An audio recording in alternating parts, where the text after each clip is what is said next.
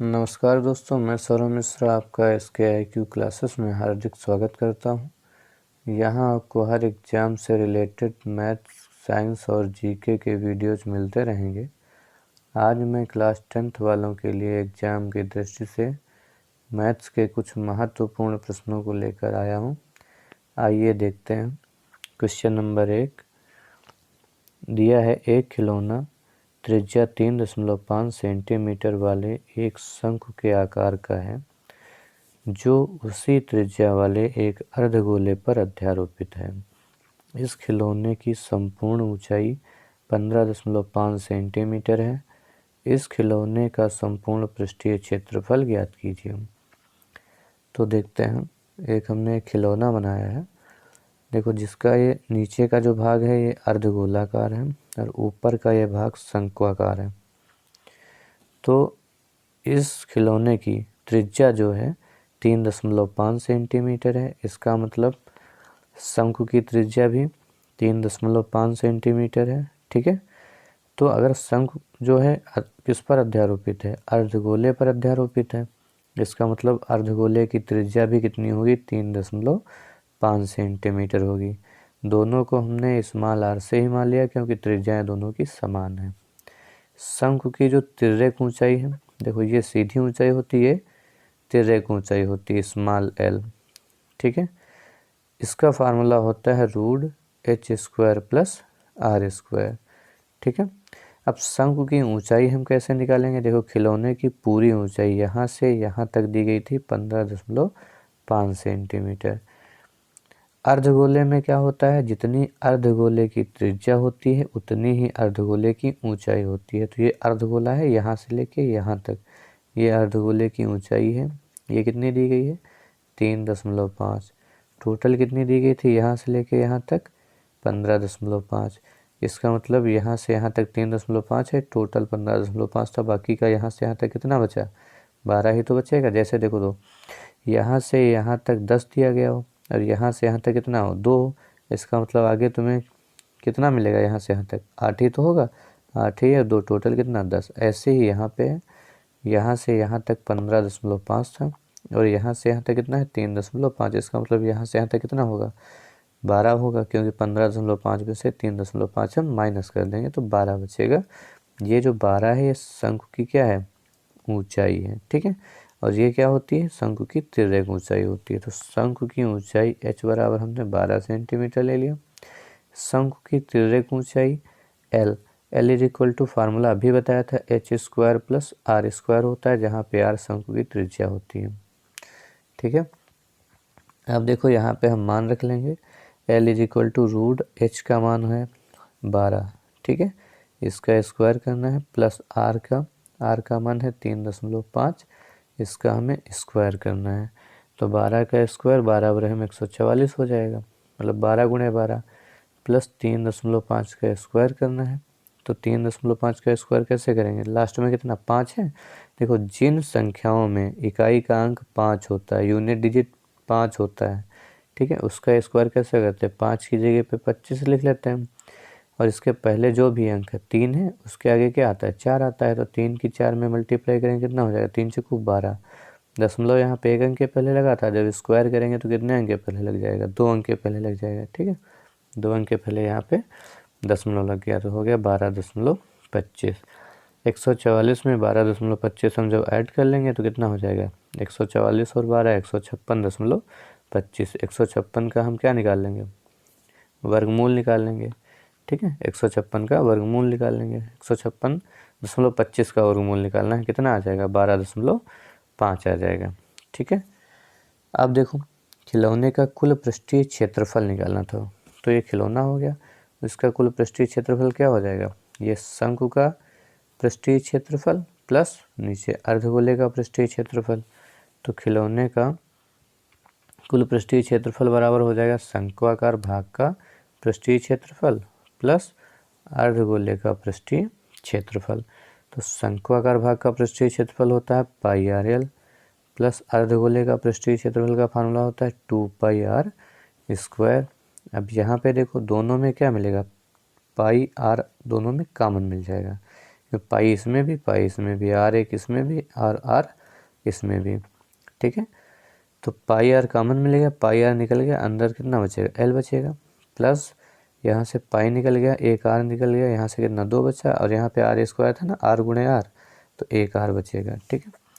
पाई का यहाँ पे मान रख लेंगे 22/7 पाई का मान होता है, गुणे में आर, आर मतलब त्रिज्या, त्रिज्या कितनी दी गई थी, त्रिज्या दी गई थी 3.5, तो आर हमने लिख लिया 3.5 है ना, ब्रैकेट में एल, एल की वैल्यू कितनी है 12.5, तिर्यक की ऊंचाई शंकु की दी गई थी, प्लस 2 गुणे, यहाँ पे कोई निशान नहीं है 2 आर के बीच में, तो मल्टीप्लाई गुणे का निशान होता है, इंटू में आर, आर की वैल्यू 3.5 दी गई थी।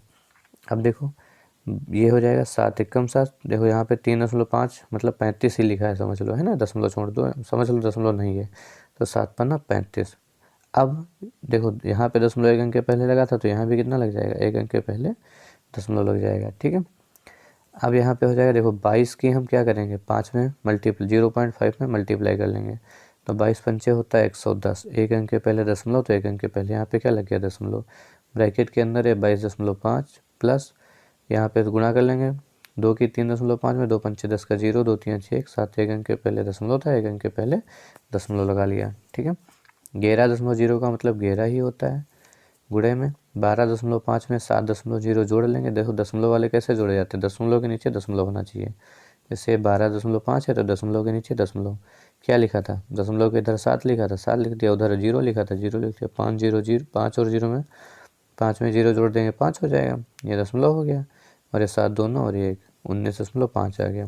अब इस केस में क्या कर लेते हैं गुणा, तो 11 बचे 55 के 5 हासिल 5, 11 9 99 5, 104 के 4 हासिल आ गए कितने 10, 11 एकम 11 10 21, ठीक है।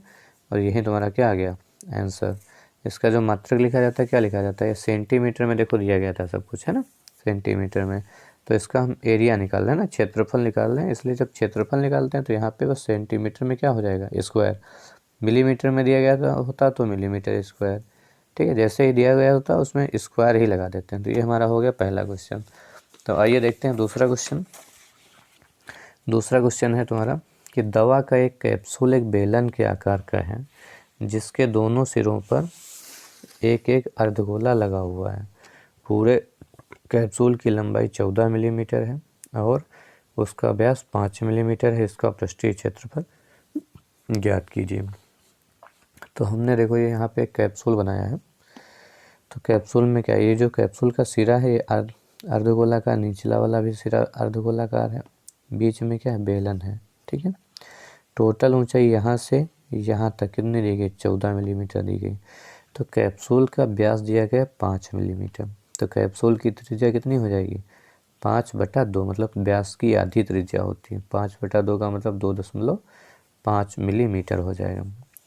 अब देखो ये पूरे कैप्सूल की त्रिज्या 2.5 मिलीमीटर, इसका मतलब अर्धगोले की त्रिज्या भी 2.5, बेलन की त्रिज्या भी 2.5 है ना, बेलन की त्रिज्या भी 2.5 होगी, ठीक है। तो अर्धगोले की त्रिज्या कितनी होगी, अर्धगोले की त्रिज्या हो गई 2.5 सेंटीमीटर, और यहाँ पे जो है शंकु नहीं, यहाँ पे कितना क्या लिखा जाएगा बेलन, यहाँ पे क्या लिखा जाएगा बेलन। तो ये जो बेलन है, बेलन की त्रिज्या है, ठीक है, बेलन की त्रिज्या स्मॉल आर, ये भी कितनी हो जाएगी 2.5, ये देखो बेलन यहाँ पे होगा, ठीक है। और बेलन की ऊंचाई h बराबर कैसे निकालेंगे, देखो टोटल यहाँ से यहाँ तक कितना दिया गया था, यहाँ से यहाँ तक दिया गया था 14, ठीक। अब देखो 14 टोटल यहाँ से यहाँ तक था, तो यहाँ से हमने बताया था कि अर्धगोले की जितनी त्रिज्या होती है उतनी ही अर्धगोले की ऊंचाई होती है, ठीक है।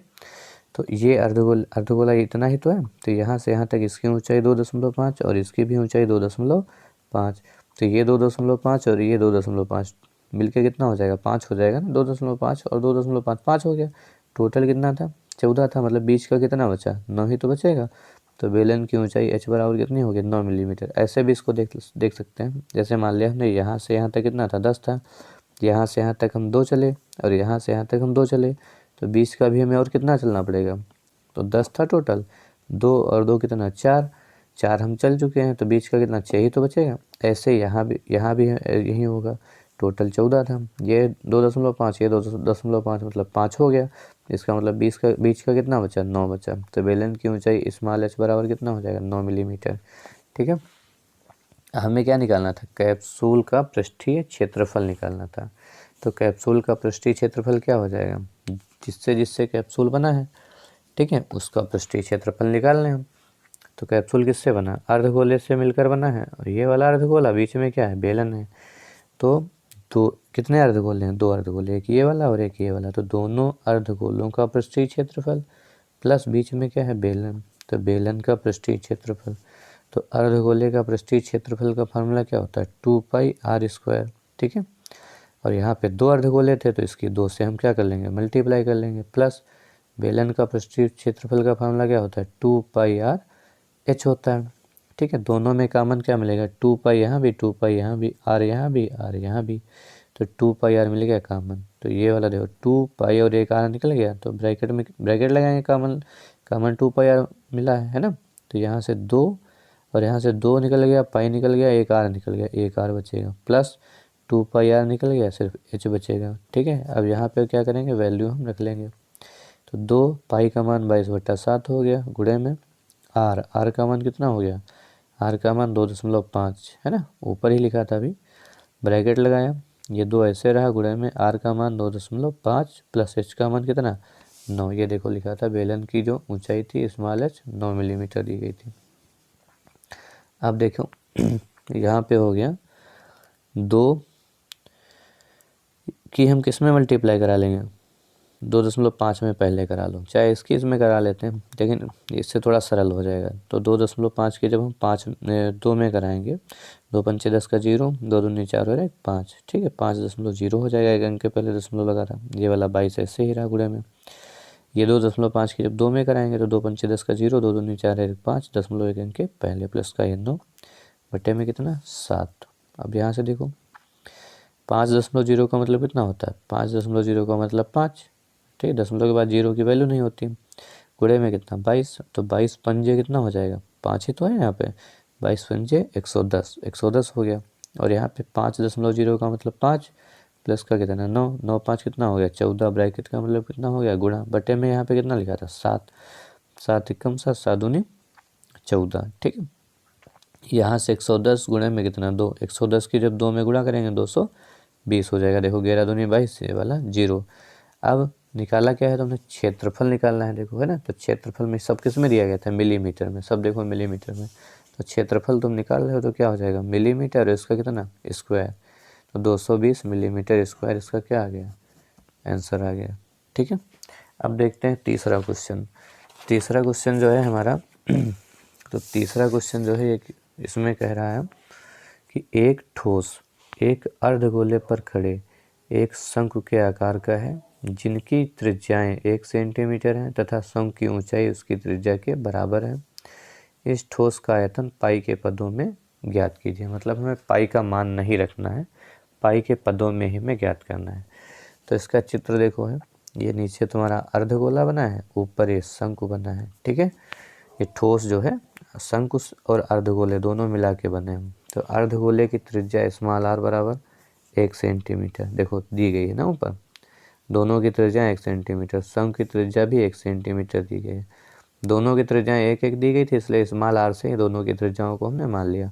शंकु की ऊंचाई जो है उसकी त्रिज्या के बराबर है लिखा है। तो शंकु की ऊंचाई उसकी त्रिज्या कितनी थी, 1 थी ना शंकु की, देखो तो ऊंचाई भी कितनी हो जाएगी, 1 सेंटीमीटर हो जाएगी। निकालना क्या था, इस ठोस का आयतन निकालना था। तो ठोस का आयतन क्या हो जाएगा, शंकु का आयतन प्लस अर्धगोले का आयतन, क्योंकि ठोस 2 ही चीज़ों से मिलकर बना है। तो ठोस का आयतन बराबर हो जाएगा अर्धगोलाकार भाग का आयतन और प्लस शंक्वाकार भाग का आयतन।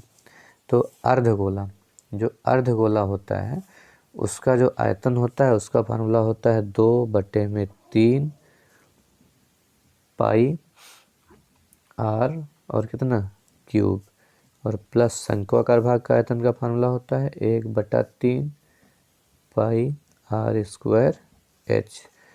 देखो सबके मान रख लेंगे, तो पाई का मान नहीं रखना क्योंकि पाई के पदों में ही हमें लाना है। एक r का मान 1 था उसका क्यूब, प्लस 1/3 पाई का मान नहीं रखना है, r का मान इसका स्क्वायर और इनटू में h का मान भी कितना था, 1 था, सबका मान 1 ही दिया गया था।